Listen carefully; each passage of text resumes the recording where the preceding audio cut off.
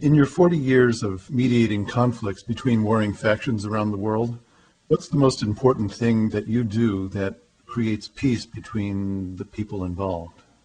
First, I never hear what they think. See, I get called a lot of names by people who hear what I'm saying. I see you've read my book. You probably can recall I was in a refugee camp in Palestinian Authority, and what all the crowd had to do was hear from my interpreter that I was an American, and a gentleman jumps up and screams at me, murderer, and another one jumps up, assassin, and another one calls child killer. Within an hour, the guy that called me a murderer invites me to a Ramadan dinner at his house.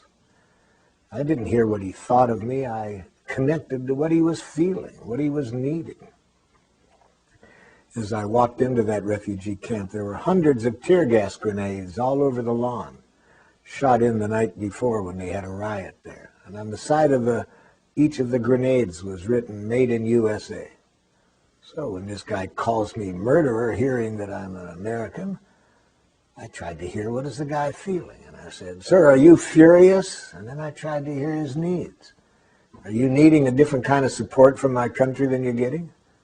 And he looks at me in a kind of a stunned way. Apparently that's not the way people respond to him usually when he screams at them. He said, "You're damn right. We don't have sewage. We don't have housing. Why are you sending these weapons?" So I said, "Well, then that makes it clear why you'd be so aggravated. If you don't have these basics and you get these weapons sent over here, I can see that your needs are for some other kind of support." He said, "Do you know what it's like to live under these conditions for all these years?" I said, "So you'd like me to understand just how desperate it can be even for one day, let alone for many years." So I heard what was alive in the guy, not what he thought I was, a murderer. I didn't say, "I ain't killed anybody." I tried to hear what was going on in him. And when he trusted that I sincerely cared what he was feeling, what he was needing, he could start to hear me then when I said, "Look, I'm frustrated right now because I came a long way to be here. I want to offer something.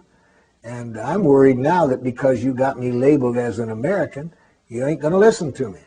He said, "What do you want to say to us?" So he could hear me then. And we have a school there now, one of the schools that we call a nonviolent communication school in that refugee camp. And whenever I go to that region, I'm well received hospitably in that refugee camp. But I had to see the human being behind the names that he was calling me. Being called a name is not the same as being violently attacked by terrorists. Do you feel that there is ever justification in using violence or aggression when responding to such an attack? Here, I would say no to violence or aggression, yes to the protective use of force. There are times when we need to use the protective use of force, but never violence and never punishment. The protective use of force is necessary when another person, for whatever reason, is not willing to communicate, and meanwhile, their actions are threatening our needs. So we need to take whatever action can be made to protect against that happening. But we can do that without violence. Gene Sharp's writings show how throughout history people have defended against even armies and violent armies coming at them through the protective use of force. I was walking down a street in Paris about 4 years ago, a busy street, and a woman was walking next to me. All of a sudden, a man comes running up, spins her around, and hits her right in the face, and he starts for her again. Well, there wasn't time for me to talk with this man, so I used force to restrain him from doing that again. I didn't want to punish him. I didn't beat him, but I had sufficient force that I could keep him from continuing. So yes, times you use force to prevent violence, but not in the form of punishment to make people suffer because you have judged them as evil. But just talking to terrorists and the governments who harbor them doesn't seem to work either. Look at all the peace talks we've had, and the violence just continues. Well, the kind of peace talks we have, I'm not very optimistic that they can prevent violence. They're not the kind of connections that get people connected with each other's humanness. They're basically arguments, and that they try to find some compromise. We need to grow up and find out that there are far more powerful ways of having peace talks than the ones we now engage in. How would you engage these people in peace talks? Pretty much as I told you I did with the tribes in Africa, or when I've done, I was doing a little mediation between a group of Israelis and Palestinians in Jerusalem. And I started that. I said, let's look at what your needs are that are not getting met.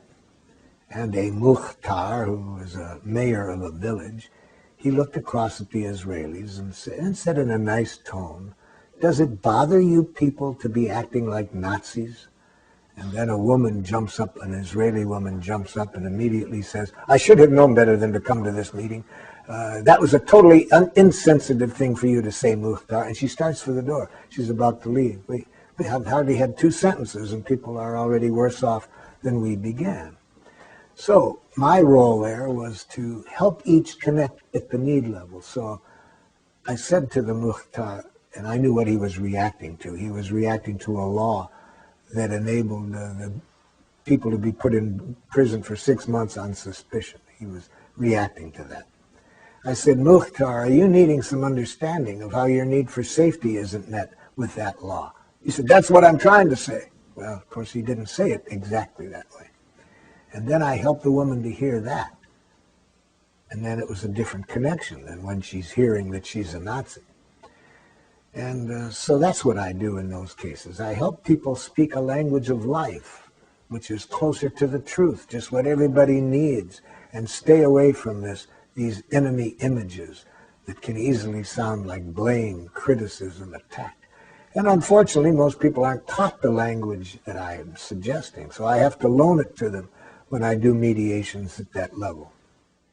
Considering the amount of violence in the news, what do you say to those who describe your ideas as naive or utopian? I see a different world than the people probably do on the television and in the news.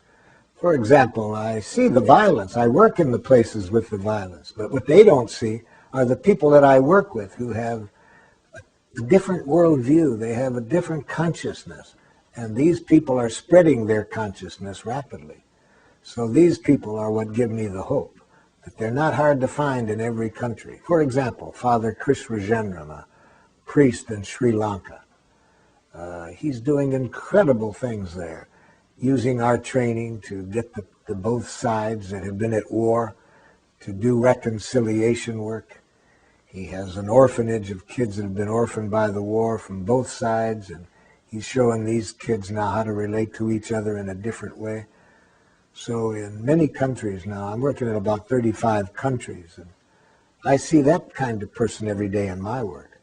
So I see a different world than the people see on the television. I'm not naive. I see the suffering. I was in a refugee camp not long ago in Sierra Leone, and I was working with a French physician was accompanying me on this trip, and when the director of the refugee camp heard that she was a doctor, he said, would you come with me? There's this child that's not very well. And I followed her over, and she was leaning over the child and the mother, and I said, Pascal, what's the matter? She said, the baby's dying of starvation. I said, why? She said, the mother's dying of starvation. And I turned to the refugee camp leader, and I said, why is this woman starving? He said, well, why is this child starving? He said, we lose 7 a day. You see. So I've seen this. I'm not naive. I know what's going on. I work in Rwanda. There are people that have had everybody in their family killed. So I know what can happen in this world. But I'm working with people all over the world that tells me it doesn't have to be that way. There's people who have survived all of that and never lost a consciousness that isn't what our nature is. There's nothing we human beings like more than to contribute to one another's well.